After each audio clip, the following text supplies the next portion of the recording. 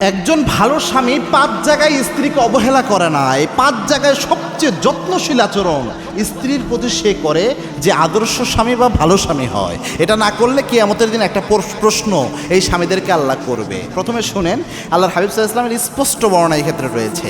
একজন ভালো স্বামী প্রথম যেটা করে, আল্লাহর হাবিব সাল্লাল্লাহু আলাইহি ওয়াসাল্লাম জানিয়েছেন, যে মাপের খাবার খায় ওই মাপের খাবার সে তার স্ত্রীর খাওয়াবে, এটা স্বামীর দায়িত্ব।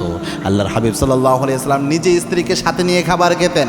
মা আয়েশা বলছেন, গ্লাসের যেই জায়গায় ঠোঁট লাগে আমি পানি পান করতাম, আল্লাহর হাবিব ঠিক একই জায়গায় ঠোঁট লাগিয়ে পানি পান করতেন।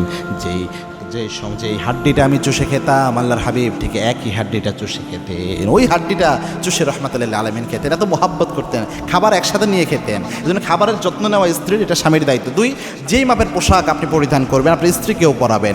3 নাম্বার হচ্ছে, স্ত্রী যদি ভুল করে তার গায়ে হাত তুলতে পারবেন না, নেভার।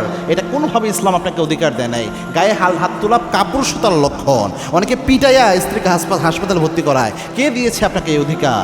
আপনি স্ত্রীকে এমন শাসন কেন করতে হবে? চোখ দিয়ে কন্ট্রোল করেন, এমন ব্যক্তিত্ব তৈরি করেন যে মারতে যেন না হয়, স্ত্রী যেন ভয়ে থাকে যে আমি উল্টা করলে আমার স্বামী কোনোভাবেই এটা মেনে নিবে না। এজন্য চেষ্টা করেন। গায়ে হাত দিলে অনেকে পিটাই একদম শেষ করে ফেলে, এটা মারাত্মক, গায়ে হাত দেওয়া যাবে না। 4 নাম্বার হচ্ছে, রাগের সময়েও কখনো স্ত্রীকে কটু কথা বলা, স্ত্রীর হৃদয় ছিন্ন ভিন্ন করে ফেলে, এরকম কথা কোনো স্বামী করবে না।